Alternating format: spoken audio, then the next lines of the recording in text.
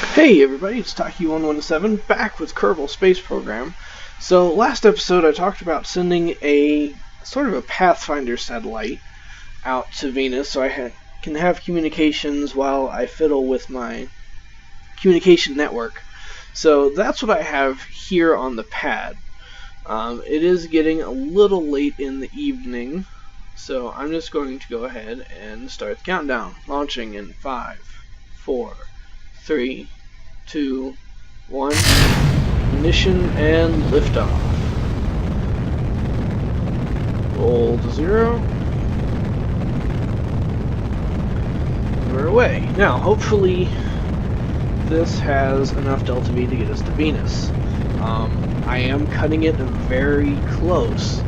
See, my Venus window opens up in about 4 days. So I'm going to send this one. I'm going to wait a day, send my delivery sat, and then wait another 3 days before launching my Venera and Mariner missions. So hopefully by that time, there's going to be quite a bit of juggling going on here. I'm going to have to juggle this one arriving, and then I have to juggle my deployment and its arrival. Then I have to juggle my Venera mission. Fortunately, all my Venera mission has to do is pass within 20,000 kilometers of the planet, so I don't have to put it into orbit, but I'm going to. The reason I want to is because, well, it's a communication satellite, first and foremost, and if I can get more of those. Let's not flip, thank you. There we go, 45 degrees at 10 kilometers, or thereabouts. That's what I try to shoot for.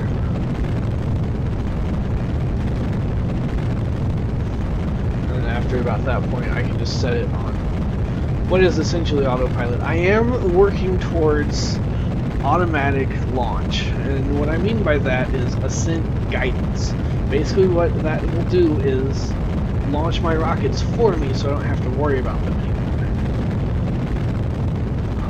This is going very well. As you can see, my satellite has quite a bit of Delta V on its own. Hopefully that is enough to allow me to break around the planet.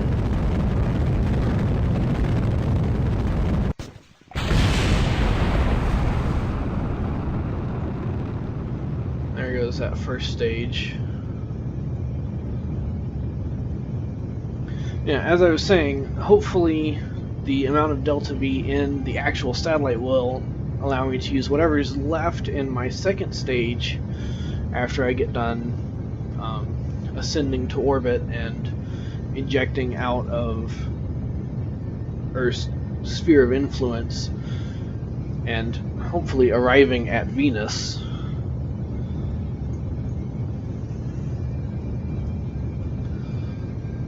That I can use whatever's left to break a little bit and then spend the rest of it getting into a nice, maybe not equatorial orbit, but certainly something I can at least work with. Let's see. There we go. Securize at the next apoapsis. And what I'm going to do, I'm going to go inside this fairing, and I'm going to go ahead and set that and then activate it. And yes, I have plenty of electric charge for that. Now, my plan is to not open this fairing until after I get to Venus. And I know that seems weird, but hopefully when I'm braking at Venus, this fairing will help protect the satellite without causing me to lose communication.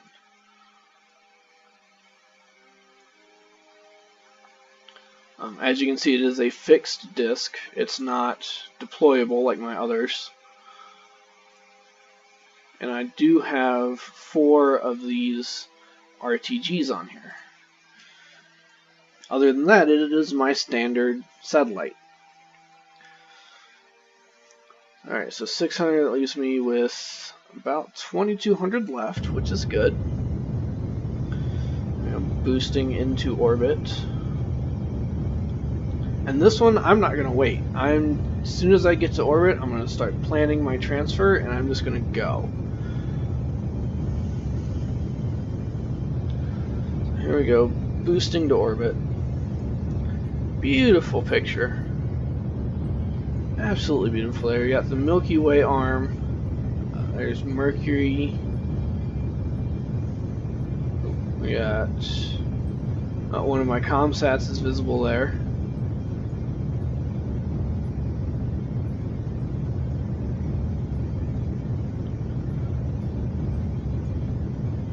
And there we go.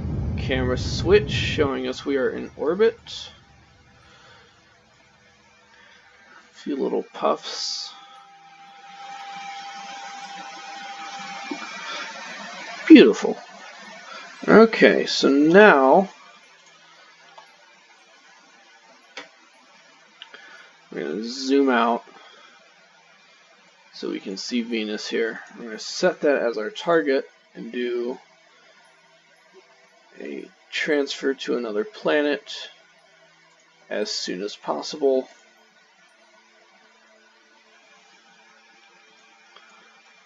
Don't really care about that, because I can always adjust it later.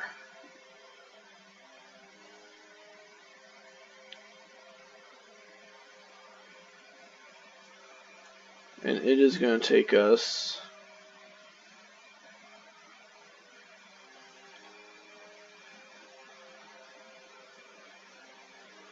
16 minutes. It's going to take us a little over 1,000 meters a second of delta V, which is perfect, absolutely perfect. That means I have plenty of delta V to get there. I can make a small correction burn on the way, and then I should have enough to slow down a little bit. Now, I've never been to another planet in this save. Specifically, I've never been to another planet with realistic solar system installed. So this is kind of exciting, actually. There you go, passing through the dark side. Again, I have plenty of electric charge. I do have some monopropellant, so if for whatever reason my reaction wheels fail, not that I see them doing that at all.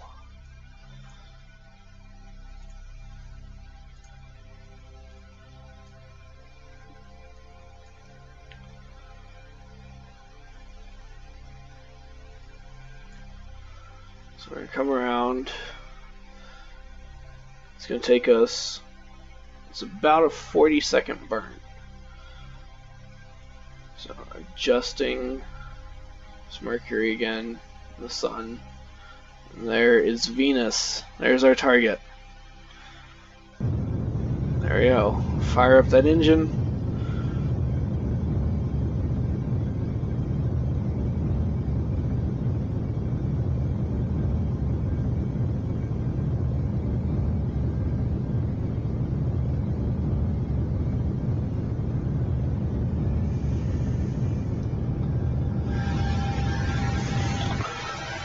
Let's take a look at our orbit.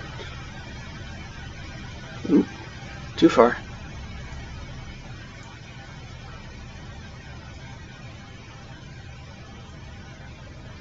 So yeah, the big white line is the moon.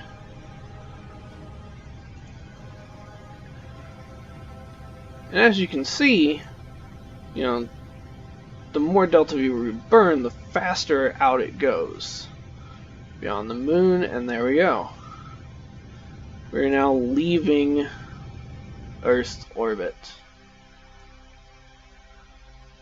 And look at that. Absolutely beautiful. Now, again, we are not quite there. So I need to fine-tune my closest approach. And I want to come within 200 kilometers. Sounds reasonable.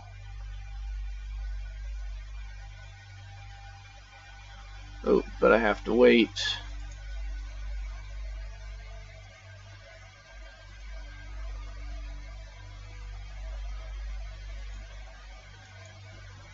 Alright, so I'm going to remove them all. And I'm going to come out here to my ascending node. I'm going to add a maneuver. I don't need that anymore. I'm going to bring it down ever so slightly.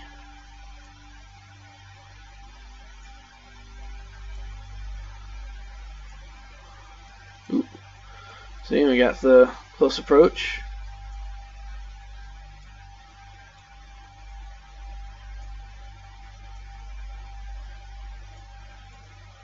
So now all I'm doing is I'm fiddling with this node, trying to get these close approach markers to get closer. And as you can see, I'm not doing a very good job of it. So here's what I'm going to do.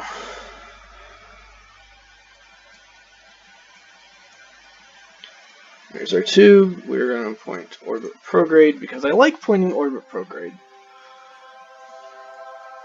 This is kind of cool. And I'm going to quick save because I have had weird things happen in previous saves when leaving the sphere of influence of Earth.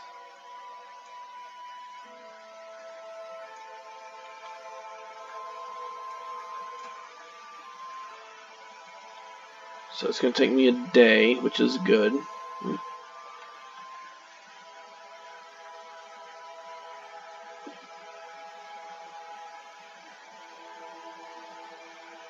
So here we go.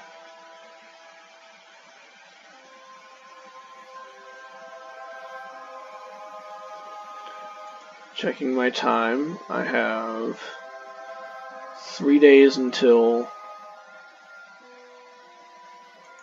Move that alarm. There should not be a maneuver node anywhere. Yep, I have 3 days until my launch window. It's slowing me down because my launch pad is reconditioning.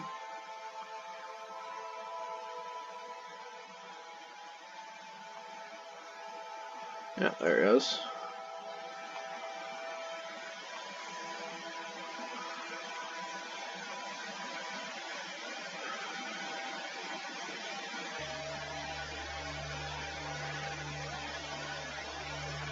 "15 minutes prior to escape, I will get an alarm."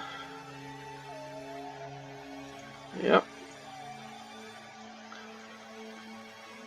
Now, I have no control over this at all.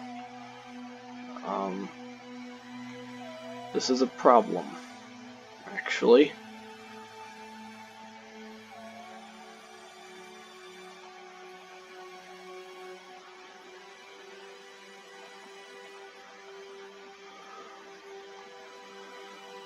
There we go. We are in orbit of the sun.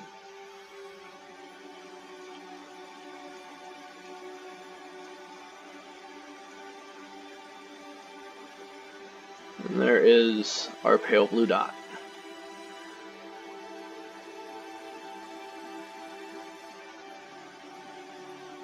Yeah, there we are. We're in orbit of the sun.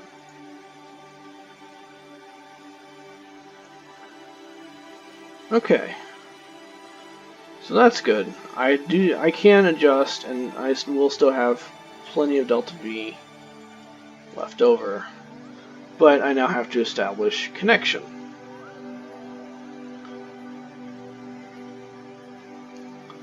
So let's go to the tracking station, because I should be able to establish a connection that way.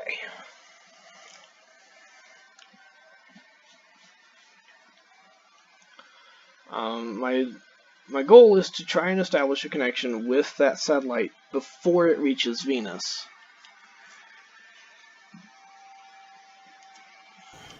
So that I can control it and perform that course correction so that it actually gets where I need it to go. So here we go, into the tracking station. And I need to choose some interplanetary communication satellites.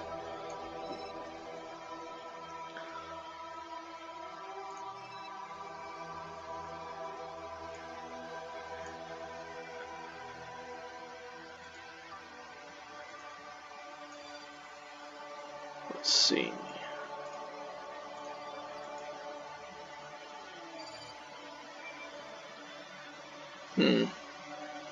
I guess I can't choose targets from here, so I'm just going to fly it.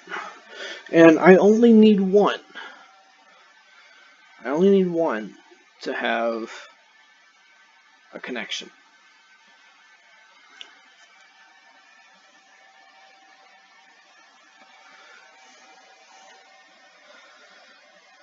Because the satellite, or the dish on my probe that is now orbiting the sun is pointed at Earth. So as long as I have a connection with Earth... Ah, this one doesn't have a target.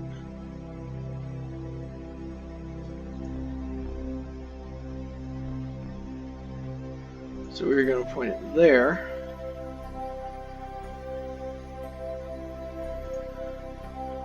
And I should be able to zoom out. There it is. Switch to. Now, you'll notice I did not select it to active vessel. The reason for that is because anytime I switch vessels, that dish would switch to whatever vessel I'm currently controlling. And I don't want that. Oh dear. Oh dearie dear.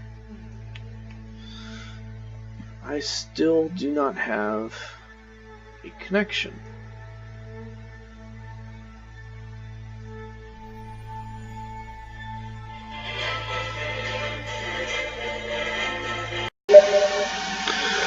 So, I have a bit of a problem here.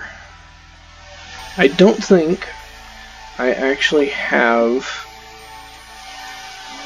I do not have a connection with Earth.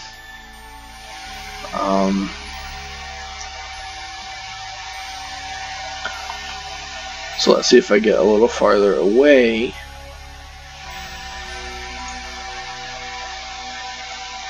Yeah, and that's why. So what I've done is I've turned on cones.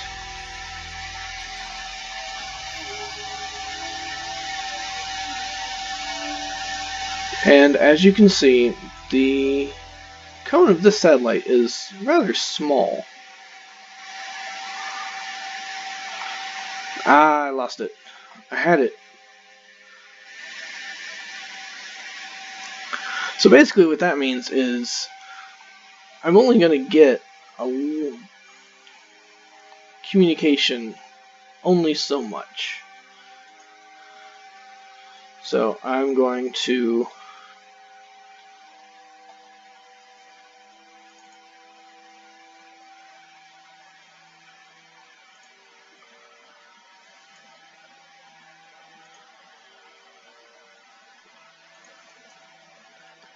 see, ComSat, here we go, Interplanetary Communication Sat 1. So what I'm going to do is I'm going to point every satellite I have that is interplanetary capable at this satellite, so hopefully I can maintain a signal long enough to do stuff. These do all have the Communitron 88 on them. And this one's pointing at Venus. I want it to point there.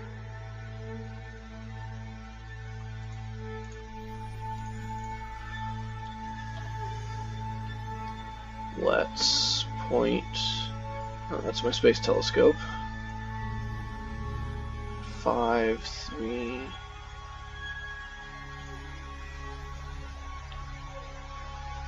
You can see my initial array of communication satellites is all out of whack now, which is fine. Telstar, OSO1...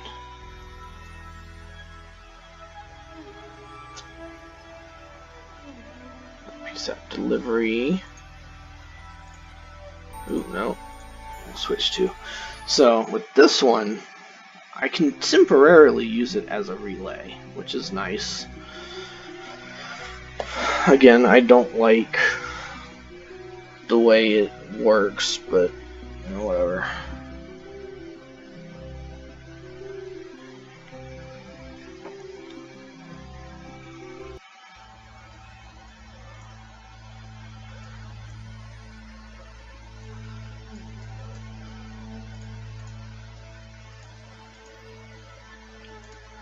So I'm going to set it there and then activate it.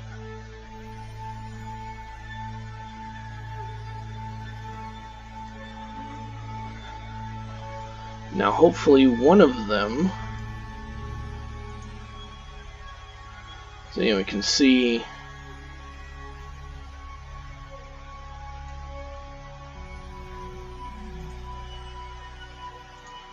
oh, I forgot about that one. My original interplanetary communication satellite.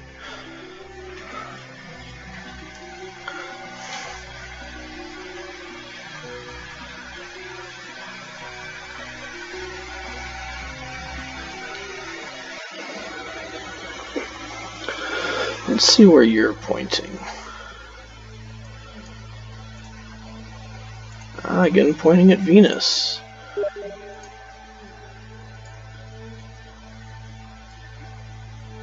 Okay. So now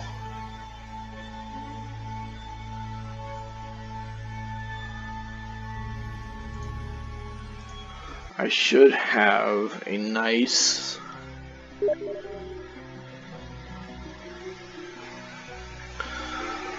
connection to the satellite.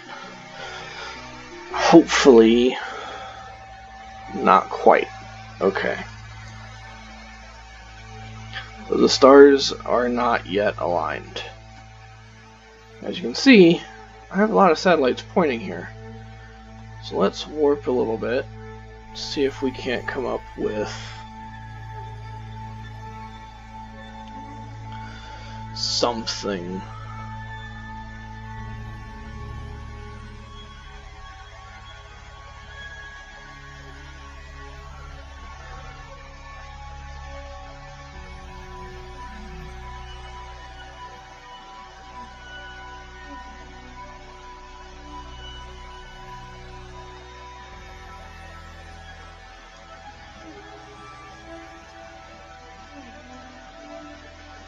I don't like this at all. I do have some time. Not much, but a little bit.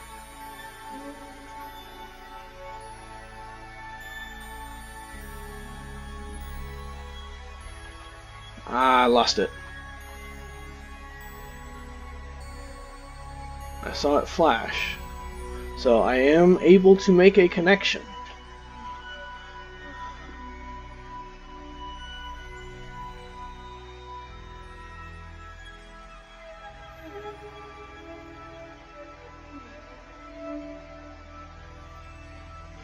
So, unfortunately, trying to make that connection is nigh impossible. And because I don't have a connection already, I can't change my target. See, I try to change my target, and I don't have a connection to send the command on. So.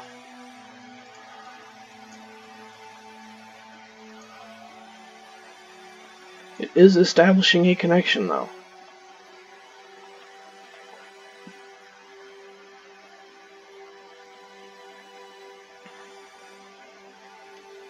It's just not very often and not for very long.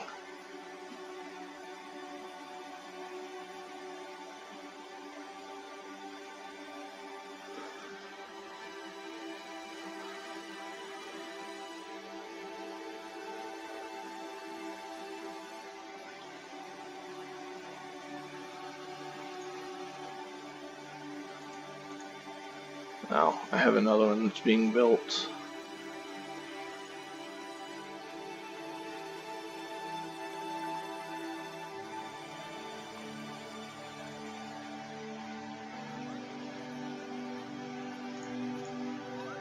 Okay. Saturn over there, and there's planet Earth. Mars that way. And Venus my target. Mercury over there. This is becoming quite annoying.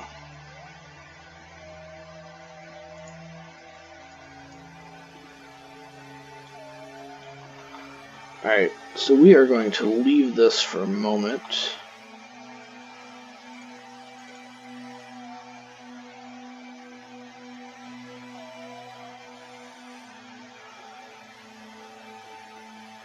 See, there has to be a satellite in that tiny, tiny, narrow little beam.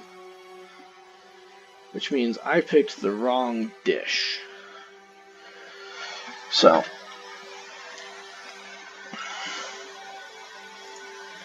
But that's okay. Because hopefully, eventually, that will widen far enough that it will cover most, if not all, of the planet. It's just a matter of timing at this point.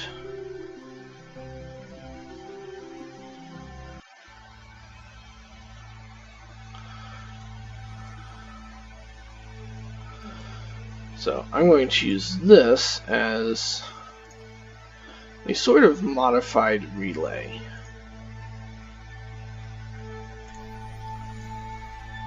Point prograde. I'm going to transfer to another planet as soon as possible. So I have one dish pointing at Earth, one dish pointing at Venus, or at my satellite.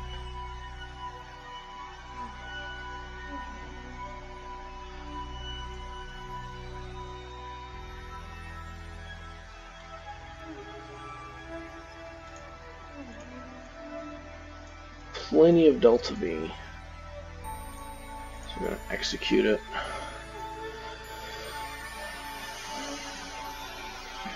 This is not going the way I planned it at all, by the way.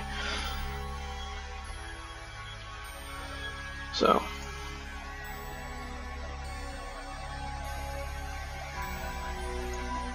Two days until my launch window. Hopefully I can get both of these set up on an intercept course.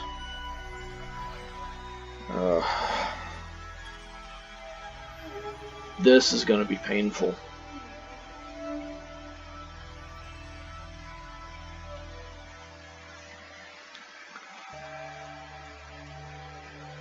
Yeah, this is going to be real painful. So I think what I'm going to do is I'm going to switch all of my... between episodes, I'm going to go through, I'm going to switch all of my dish satellites to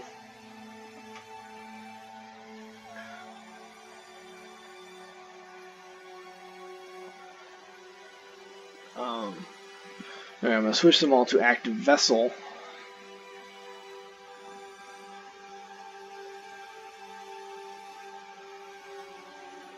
Oh dear.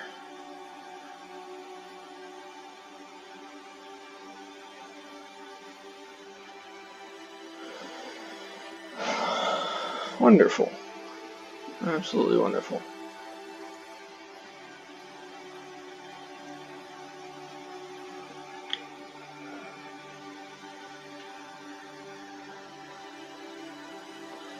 So what's happening is I don't have enough electric power generation at warp to keep both dishes running at the same time, plus all of the other junk going on with this. And so it's just kind of...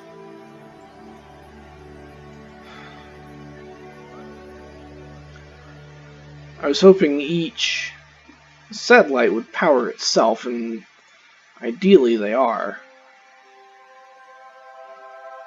Let's see if I can force it to...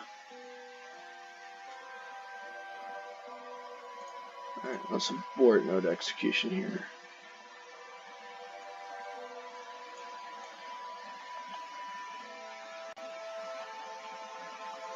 No, I don't have... Well, I do. There's a little bit. I don't know why or how.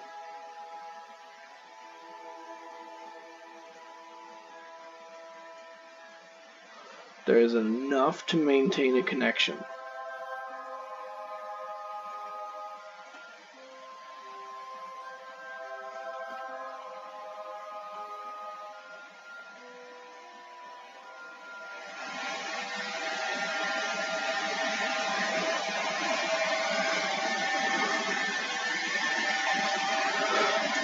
because I'm 3 minutes from my node.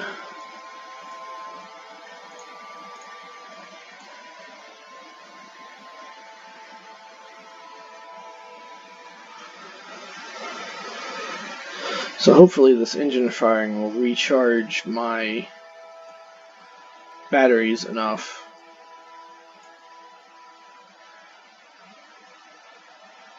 Oh, they each also have a battery pack, so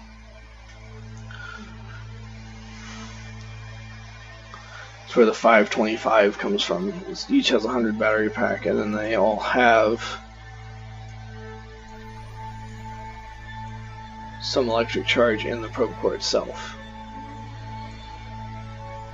So here we go.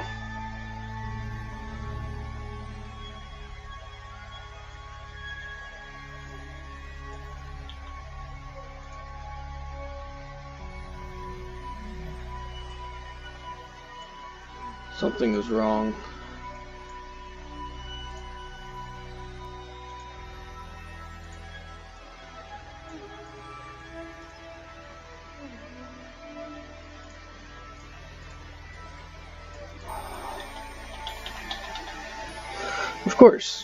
Of course. So that's it for this episode. While I figure out what's going on, and this one will just have to float in perpetuity. I'm Taki117, and remember, it's only rocket science.